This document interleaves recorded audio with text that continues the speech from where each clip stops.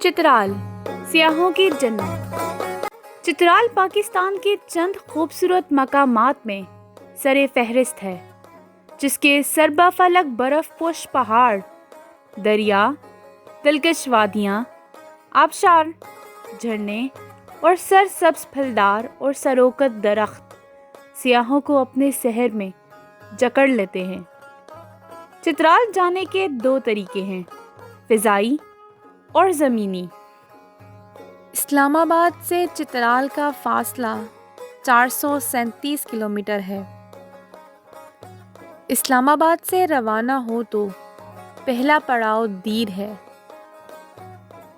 دیر سے لواری ٹنل سے گزرتے ہوئے چترال کی خوبصورت وادی تک کا سفر طے کیا جاتا ہے۔ لواری ٹنل پہاڑوں کو کاٹ کر 10.5 کلومیٹر لمبا ٹنل تعمیر کیا گیا ہے، جو کہ پاکستان کا سب سے لمبا ٹنل ہے۔ دریائے چترال کے ساتھ وادی عیون بھی اپنی مثال آپ ہے۔ چترال شہر سے 5.5 گھنٹے کے سفر کے بعد مشہور زمانہ شندور پولو گراؤنڈ واقع ہے، جہاں ہر سال پولو کے میچز ہوتے ہیں۔ انتہائی مشہور شندور پولو گراؤنڈ کو دنیا کا بلند ترین پولو گراؤنڈ تصور کیا جاتا ہے، اور یہی وجہ ہے کہ اس کو روف آف دا ورلڈ کے نام سے بھی جانا جاتا ہے۔ یہاں کے پولو کی خاص بات یہ ہے کہ یہ ہر قسم کے قوانین اور ضوابط سے عاری ہوتی ہے۔ اس سنسنی خیز کھیل کو دیکھنے کے لیے ہزاروں ملکی اور غیر ملکی سیاح یہاں کا رخ کرتے ہیں۔ ضلع چترال میں سب سے مشہور وادی کیلاش ہے۔ چترال کی زمین پر موجود وادی کیلاش ایک دلنشین وادی ہے۔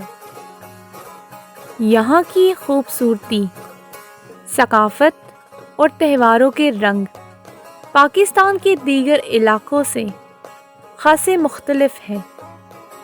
وادی کیلاش بنیادی طور پر 3 حصوں پر مشتمل ہے۔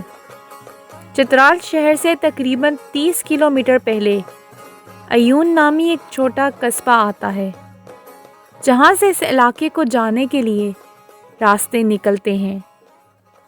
ایک طرف وادی بریر، دوسری طرف وادی بامبورت اور تیسری طرف وادی رمبور واقع ہے، لیکن سب میں مرکزی حیثیت بامبورت کو حاصل ہے، جہاں کیلاشی سب سے زیادہ بستے ہیں۔ وادی کیلاش کی تاریخ ہزاروں سال قدیم ہے۔ وادی کیلاش کی خوبصورتی کے علاوہ کیلاش قبیلے کی صدیوں پرانی ثقافت، تہذیب اور روایات پوری دنیا کے سیاحوں کی کیلاش کی طرف توجہ مبذول کرواتی ہے۔ چترال شہر سے وادی بامبورت کا فاصلہ 40 کلومیٹر ہے۔ تقریباً 2 گھنٹے کی دشوار مسافت کے بعد بامبورت کی خوبصورت وادی میں داخل ہوتے ہیں۔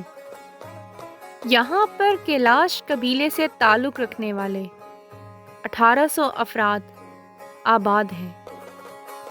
بامبورت میں شفاف پانی کے بہتے دریا کے اطراف میں دور تک پھیلے مکئی اور گندم کے سرسبز کھیتوں اور ناشپاتی، خوبانی، سیب اور اخروٹ کے پھلدار درختوں سے سجا نظارہ دیکھنے کو ملتا ہے۔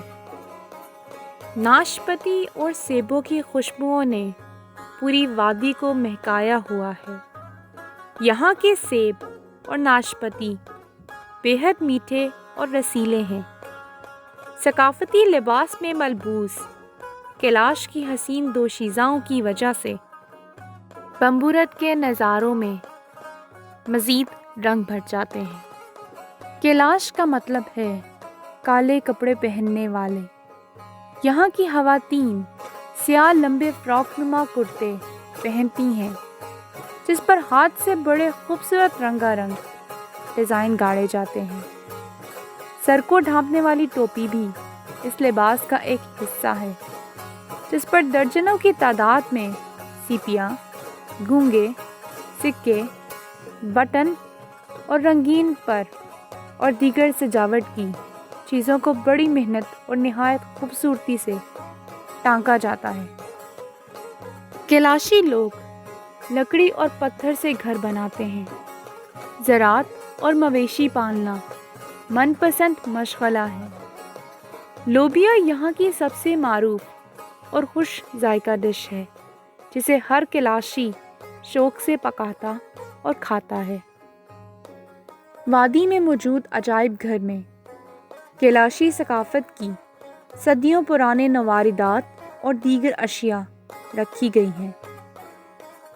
کیلاشی ثقافت کے ہر پہلو کو اجاگر کرنے کے لیے یہاں پر نہ صرف تصاویر لگائی گئی ہیں بلکہ جرگے کی مقامی ریت، شادی اور دیگر رسومات کے متعلق معلومات کی فراہمی کا اچھا بندوبست بھی کیا گیا ہے۔ کیلاش قبیلے میں شادی، پیدائش اور فوتگی سے جڑی روایات بے حیران کن اور بہت زیادہ مہنگی ہوتی ہیں۔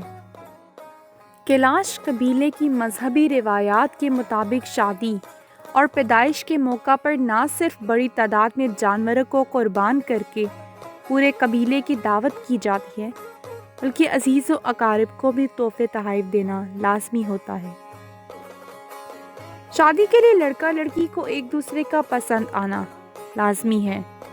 لڑکا لڑکی کو اپنے گھر لے جاتا ہے جس کے بعد لڑکے کے والد مذہبی روایات کے مطابق لڑکی کے والدین اور گاؤں کے معززین کو یہ خبر دیتے ہیں جو لڑکے کے ہاں آ کر لڑکی سے تصدیق کرتے ہیں کہ آیا وہ اپنی مرضی سے اس لڑکے کے ساتھ آئی ہے یا پھر زبردستی لایا گیا ہے۔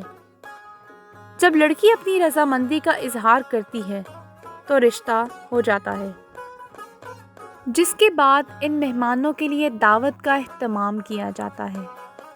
اس دعوت میں لڑکی والے بطور خاص مہمان شرکت کرتے ہیں۔ شادی کے چوتھے دن لڑکی کا ماموں آتا ہے جسے لڑکے والے ایک بیل اور بندوق بطور تحفہ دیتے ہیں۔ یوں دونوں خاندانوں کے مابین تحائف کے تبادلے اور دعوت کا یہ سلسلہ کافی دنوں تک جاری رہتا ہے۔